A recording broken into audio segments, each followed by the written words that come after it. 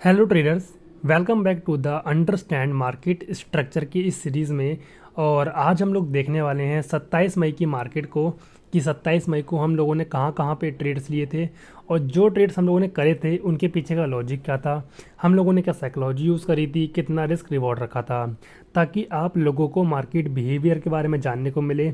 Live market में किस तरीके से ट्रेडिंग करी जाती है, किस तरीके से प्लानिंग करी जाती है, वो सीखने को मिले। और साथ ही आपको इन फ्यूचर सेम ऐसा ही कुछ सिनेरियो बनता हुआ दिखेगा, तो आप अपना ट्रेड भी अच्छे से प्लान कर पाओगे। तो वीडियो काफ़ी ज़्यादा इंटरेस्टिंग होगी, काफ़ी कुछ जानने को मिलेगा।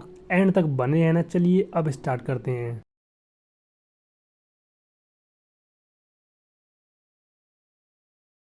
27 मई को हम लोगों ने ट्रेड किया था सेंसेक्स के अंदर।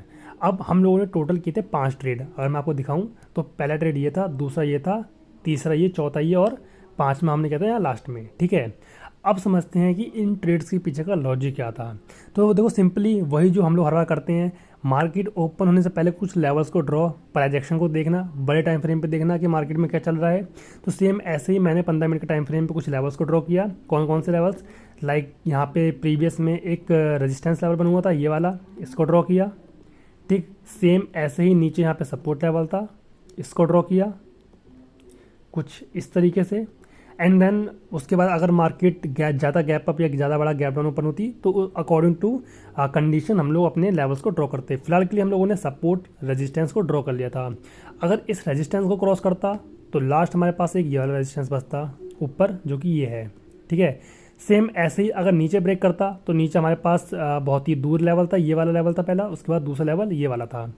तो इन लेवल्स को ड्रॉ करने के बाद सिंपली मैं आ गया 1 मिनट के टाइम फ्रेम पे, क्योंकि हम लोग 1 मिनट के टाइम फ्रेम पे स्कैल्पिंग करते हैं।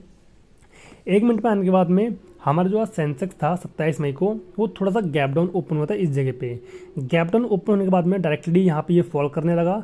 फॉल करने के बाद में जो सपोर्ट जोन हम लोगों ने ड्रॉ किया था ये वाला, इसका आगे यहाँ पे ब्रेक डाउन, यहाँ पे कंप्लीट ब्रेक डाउन आया है, वो भी अच्छी अच्छी कैंडल्स के साथ में, यानी कि एकदम प्रॉपर ब्रेक डाउन यहाँ पे आया है। एकदम रियल लग रहा है, बिकॉज यहाँ पे कैंडल्स का जो साइज़ है वो अच्छा खासा है। ठीक है, उसके बाद जब ये मार्केट यहाँ से गिरा, ब्रेकडाउन आ गया, तो हम लोगों ने सिंपली ट्राई किया कि हम लोग किसी पुल बैक पे डाउन साइड का ट्रेड करेंगे। क्योंकि मार्केट गिर रहा है, गिरते हुए मार्केट में हमको सिंपली ट्रेंड के साथ में अपना ट्रेड लेना चाहिए।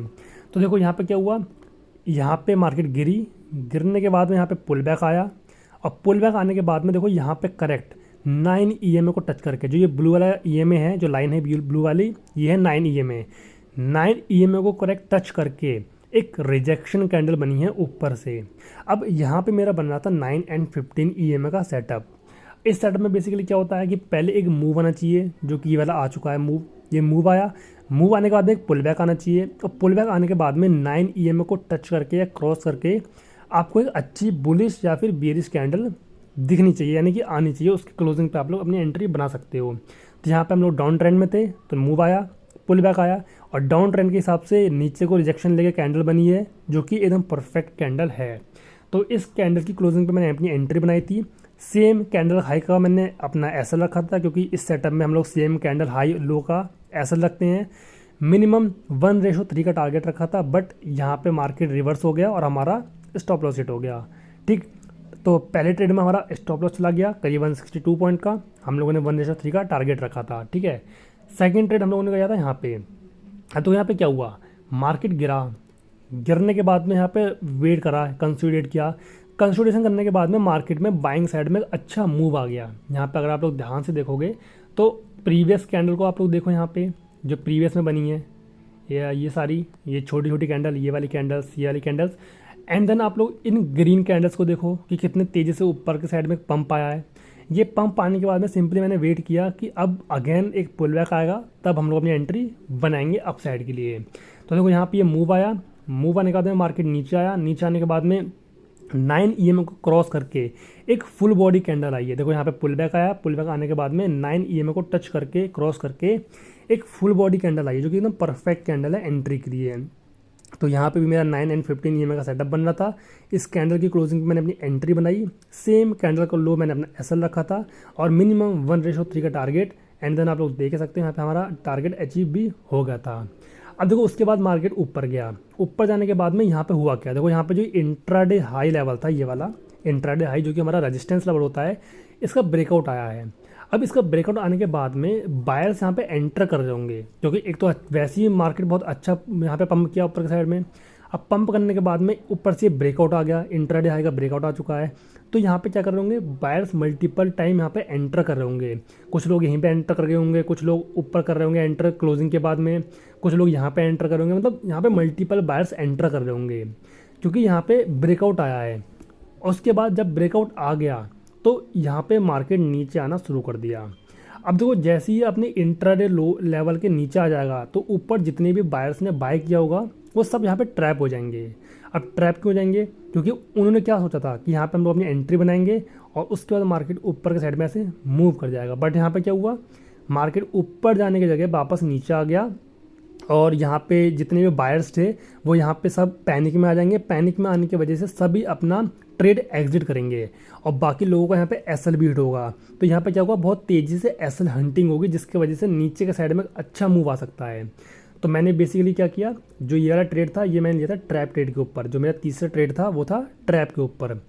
मार्केट नीचे आया, अपने इंट्राडे लेवल के नीचे आया, बायर्स यहाँ पे ट्रैप हो चुके हैं, पुल बैक आया। पुल बैक आने के बाद में 9 EMA को क्रॉस करके एक फुल बॉडी कैंडल आई है। तो यहाँ पे मेरे दो सेटअप बनने थे, एक ट्रैप का और एक 9 and 15 EMA का। तो सिंपली मैंने इस कैंडल की क्लोजिंग पे अपनी एंट्री बनाई। सेम कैंडल का हाई मैंने अपना एसएल रखा। मिनिमम 1:3 का हम लोग टारगेट रखते हैं, जो कि मैंने यहाँ पे रखा भी था और ऑलरेडी उससे ज़्यादा भी हमको मिला था। तो ये हमारा ट्रेड था ट्रैप के ऊपर। उसके बाद यहाँ पे मार्केट बहुत तेज़ी से गिर रहा था। अब मार्केट गिर रहा है तो सीधी सी बात है अपने डायरेक्शन में ट्रेड लो, यानी कि मार्केट की डायरेक्शन में ट्रेड लो। मार्केट यहाँ पे गिरा, गिरने के बाद में यहाँ पे पुल बैक आया। पुल बैक आने के बाद में अगेन जब 9 EMA को टच करके मार्केट नीचे गिरने लगा, तब मैंने इसके लो की क्रॉसिंग पे अपना ट्रेड लिया। ठीक है, बेसिकली मैंने रिटेस्टिंग पे ट्रेड लिया है। गिरा मार्केट, गिरने के बाद में एक काइंड ऑफ प्रॉफिट बुकिंग आई है।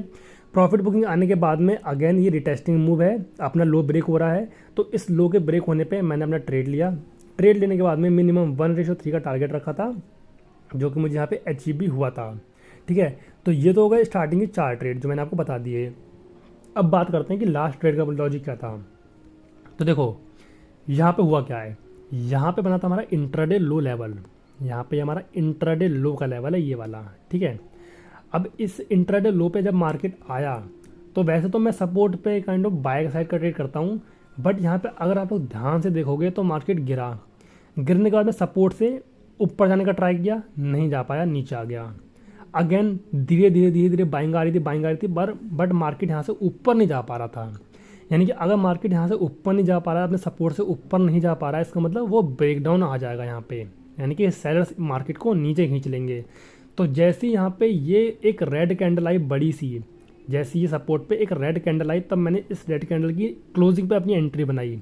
अब एंट्री का लॉजिक क्या मैंने आपको बता दिया कि सपोर्ट जोन पे आने के बाद मार्केट बार बार ट्राई कर रहा था ऊपर जाने का, बट जा नहीं पा रहा था, यानी कि बायर्स यहाँ पे स्ट्रांग नहीं थे, इसीलिए मार्केट यहाँ पे ऊपर नहीं जा पा रहा था। उसके बाद जब ये रेड कैंडल आई, यानी कि सपोर्ट जोन पे रेड कैंडल आई है, यानी कि सेलर्स यहाँ पे ज़्यादा पावरफुल हैं। तो मैंने इस कैंडल की क्लोजिंग पे अपनी एंट्री बनाई। एंट्री बनाने के बाद में मिनिमम 1:3 का टारगेट रखा, बट मेरा थोड़ा सा टारगेट रह गया था। तो टारगेट आने से पहले ही मार्केट यहाँ से रिवर्स कर गया और यहाँ पे मेरा स्टॉप लॉस हिट हो गया। तो ये थे हमारे 27 मई के 5 ट्रेड, जिनके पीछे का लॉजिक मैंने आपको बता दिया है। रिस्क रिवॉर्ड के तर्क का वो भी मैंने आपको बता दिया है, लॉजिक हम लोगों ने क्या लगाया है वो भी मैंने आपको बता दिया है। अब वीडियो में जाने से पहले मैं आपको एक चीज़ और बता देता हूँ कि अगर आप लोग बड़ी क्वांटिटी में काम करते हो, लाइक 10,000, 20,000, 30,000 इस तरीके से, तो आप लोगों को पता होगा कि आप लोग एक बार में इतने क्वांटिटी को बाय या सेल नहीं कर सकते हो। ये हमको एक्सचेंज की तरफ से कुछ लिमिटेशंस मिलती हैं। लाइक अगर आपको पता हो तो बैंक निफ्टी में हम लोग एक बार में 900 क्वांटिटी को या तो बाय कर सकते हैं या फिर सेल कर सकते हैं। अगर आप लोगों को 900 क्वांटिटी से ज़्यादा बाय या सेल करना है, एग्जांपल के लिए मान लेते हैं कि आपको 1800 क्वांटिटी बाय करना है, तो आप लोग क्या करोगे, सबसे पहले 900 क्वांटिटी एंटर करोगे, बाय कर दोगे, फिर अगेन आपको दोबारा 900 क्वांटिटी एंटर करनी पड़ेगी एंड देन बाय करनी पड़ेगी। यानी आपको 2 बार अपना ऑर्डर पंच करना पड़ेगा, जिसकी वजह से क्या होगा, आपका जो प्राइस है उसमें डिफरेंस आ जाएगा बहुत ज़्यादा, क्योंकि कुछ टाइम तो आपको लगेगा एग्जीक्यूशन करने में। पहले आपने 900 क्वांटिटी बाय करी, दूसरी अगेन आपने 900 क्वांटिटी बाय करी, तो आपको जो प्राइस है उस प्राइस पे आपको ऑर्डर नहीं मिल पाएगा। तो ऐसे में आप लोग क्या कर सकते हो, ऐसे में आप लोग यूज़ कर सकते हो आइसबर्ग ऑर्डर को। अब ये आइसबर्ग ऑर्डर क्या है, आइसबर्ग ऑर्डर बेसिकली एक फीचर है जिसकी हेल्प से आप लोग अपनी बड़ी क्वांटिटी के ऑर्डर्स एक बार में पंच कर सकते हो। भले वो 10,000 क्वांटिटी हुई, 20,000 हुई, 30,000 हुई, कोई फ़र्क नहीं पड़ता है। आप सिंपली अपनी लॉट, अपनी क्वांटिटी को एंटर करो और बाय या सेल के बटन पे क्लिक करो, आपका सारा ऑर्डर एक बार में पंच हो जाएगा। तो अगर आप लोगों को आइसबर्ग ऑर्डर यूज़ करना है तो सिंपली आप धन में अपना अकाउंट ओपन करवा लो। अब देखो, धन का लिंक मैंने आपको डिस्क्रिप्शन में प्रोवाइड कर दिया है, जाकर चेकआउट करना, अकाउंट अपना ओपन करवा लेना। अब यहाँ पे धन वालों ने क्या करा है, पहले इनके पास आइसबर्ग ऑर्डर था बट इन्होंने अपडेट किया उस चीज़ को भी, यानी कि पहले जो आइसबर्ग ऑर्डर था उसको कन्वर्ट कर दिया आइसबर्ग प्लस में। अभी आइसबर्ग प्लस क्या है, इसमें क्या फ़ायदा हमको मिलेगा, तो सबसे पहले मैं आपको एग्जांपल के लिए दिखा देता हूँ। मैं यहाँ पे इसके साइड में खोल देता हूँ एक निफ्टी का ऑप्शन, यहाँ पे 24,700 का एक कॉल ऑप्शन है। अब मान लेते हैं कि मुझे यहाँ पे 75,000 क्वांटिटी एक बार में बाय करनी है, तो मैं इसमें क्या करूँगा, आइसबर्ग ऑर्डर को यूज़ करूँगा। सिंपली मैं बाय के बटन पे क्लिक करूँगा। अब यहाँ पे मैं डालूंगा 1,000 लॉट, 1,000 लॉट मतलब 75,000 क्वान्टिटी। अब देखो यहाँ पे धन वालों ने क्या करा, यहाँ पे धन वालों ने खुद अपने हिसाब से, अपने अकॉर्डिंग यहाँ पे इसको कन्वर्ट कर दिया आइसबर्ग ऑर्डर में। आइसबर्ग मैंने आपको बता ही दिया कि अगर आपको बहुत ज़्यादा क्वांटिटी एक बार में बाय या सेल करनी है तो आपको आइसबर्ग ऑर्डर यूज़ करना पड़ता है। तो यहाँ पे मेरा जो ऑर्डर है वो कन्वर्ट हो चुका है आइसबर्ग ऑर्डर में, ठीक है। यहाँ पे मेरे सामने लिखा हुआ है नंबर ऑफ लेग्स, जो कि 42 है, यानी कि 42 हिस्सों में मेरी क्वांटिटी ब्रेक होंगी। ब्रेक होने के बाद में एक एक करके एक्सचेंज के पास जाएंगी और वहाँ पे मेरा ऑर्डर पंच होगा। बेसिकली ये होता है हमारा आइसबर्ग ऑर्डर, ठीक है। बट धन वालों ने यहाँ पे क्या किया, यहाँ पे आइसबर्ग ऑर्डर को कन्वर्ट कर दिया आइसबर्ग प्लस में। अभी आइसबर्ग प्लस में क्या फ़ायदा है, जहाँ पे पहले क्या होता था कि आपकी जो लेग्स हैं, यानी कि 42 जो मेरी लेग्स हैं वो भेजी जाती थी एक एक करके, यानी कि पहली लेग भेज दी, फिर दूसरी, तीसरी, चौथी, पाँचवीं, इस तरीके से भेजते थे। बट आइसबर्ग प्लस में इन लोगों ने क्या किया है कि जितनी भी लेग्स होंगी, भले 42, 50, 100 कितनी भी लेग्स हो, वो सब लेग एक साथ एक्सचेंज को भेजी जाएगी। अब इससे फ़ायदा क्या है, पहली बात तो ये कि आपका सारा ऑर्डर एक ही बार में जाएगा। दूसरा पॉइंट ये कि आपका ऑर्डर बहुत तेज़ी से पंच होगा, यानी कि आपका ऑर्डर एग्जीक्यूशन फास्ट हो जाएगा, क्योंकि आपका ऑर्डर एक एक करके नहीं जा रहा है, एक साथ जा रहा है। तीसरा पॉइंट ये कि जिस प्राइस पे आपने अपना ऑर्डर लगाया है आपको उसी प्राइस पे आपका ऑर्डर मिल पाएगा। क्योंकि पहले क्या होता था कि आइसबर्ग ऑर्डर में एक एक करके लग जाते थे, जिसकी वजह से 3 से 4 सेकेंड का डिले हो जाता था। बट आइसबर्ग प्लस में ऐसा क्या है कि आपके ऑर्डर सारे एक साथ भेजे जा रहे हैं, तो यहाँ पे मिली सेकेंड में काम होगा, यानी कि आपका ऑर्डर आपके प्राइस पे ही मिलेगा, बिल्कुल माइनर सा डिफरेंस होगा, 0.2, 0.3 इस तरीके से, ठीक है। तो अगर आपको भी ये आइसबर्ग ऑर्डर प्लस यूज़ करना है, जो ये प्लस नया फीचर आया, अगर आपको ये यूज़ करना है तो सिंपली धन में अपना अकाउंट ओपन करवा लो, और ये फीचर आपको सिर्फ धन के अंदर ही देखने को मिलेगा। रिसेंटली धन वालों ने ये फीचर ऐड किया है आइसबर्ग प्लस करके। तो अगर आप लोगों को भी ये यूज़ करना है तो सिंपली डिस्क्रिप्शन में जाना, मैंने वहाँ पे धन का लिंक प्रोवाइड कर दिया है, जाकर चेकआउट करो, अकाउंट अपना ओपन करवाओ। बाकी 27 मई को हम लोगों ने कहाँ कहाँ पे ट्रेड किया था उसके पीछे का लॉजिक मैंने आपको बता दिया है, कितने ट्रेड करे थे वो भी मैंने आपको बता दिया है। अब मिलेंगे इसी तरीके की नेक्स्ट वीडियो में, तब तक के लिए take care and thanks for watching this video guys.